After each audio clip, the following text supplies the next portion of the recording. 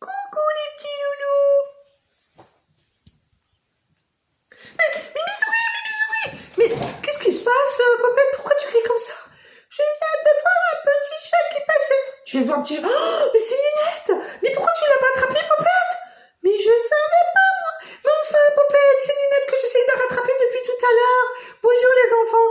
Et oui, car aujourd'hui, c'est l'histoire de Ninette. Et elle s'est sauvée de chez elle et moi j'essaie de la rattraper depuis tout à l'heure. Et Monsieur Popette, eh bien il la laisse partir lui. Bon, ce n'est pas grave, on essaiera de la rattraper tout à l'heure, Popette. En attendant les enfants, eh bien nous partons pour l'histoire de Ninette. Par une belle journée de printemps, Rose arriva au monde. C'était un adorable bébé. Bien sûr, ses parents furent au comble du bonheur. Cependant, il y en avait une qui n'était pas si heureuse que ça de voir arriver un nourrisson. C'était Ninette, la petite chatte de la maison. Elle était même furieuse, car maintenant, tous les câlins et tous les bisous allaient pour cet adorable bébé.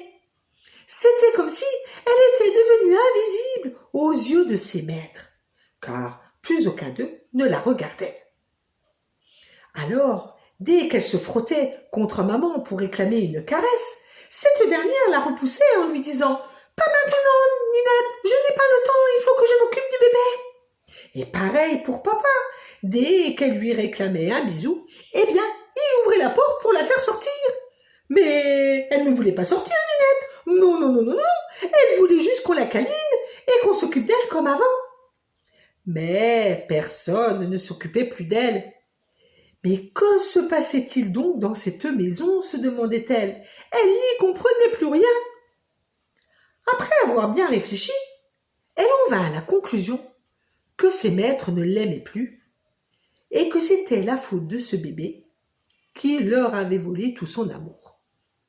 Alors, un beau matin, elle décida de s'enfuir de la maison pour aller chercher un peu d'amour ailleurs.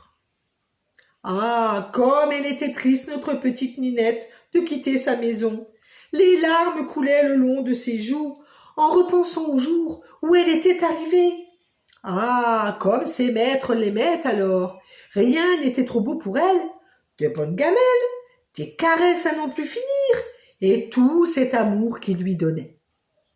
Tout cela était bien loin maintenant, et il lui fallait trouver d'autres maîtres pour s'occuper d'elle. Au bout de quelques jours, la petite chatte s'ennuyait trop de ses maîtres.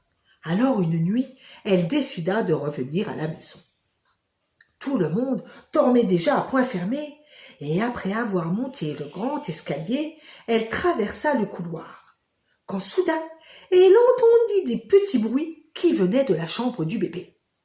Elle sut immédiatement ce que voulaient dire ces petits cris, car elle les connaissait que trop bien, et elle savait que le bébé était en grand danger. Alors, sans hésiter une seule seconde, elle entra dans la chambre juste à temps pour voir un énorme rat près du berceau. Notre petite Ninette se jeta sur lui et une terrible bagarre commença.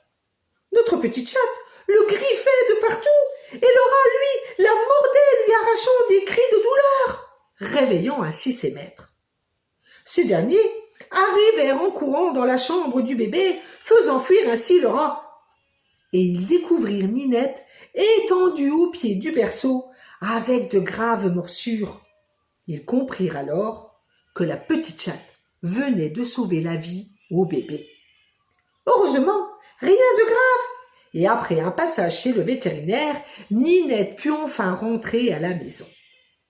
Ses maîtres lui avait préparé une bonne gamelle avec une tasse de lait près de la cheminée avec un gros coussin tout moelleux. Depuis ce jour, Ninette veilla jour et nuit sur Rose et elles devinrent inséparables.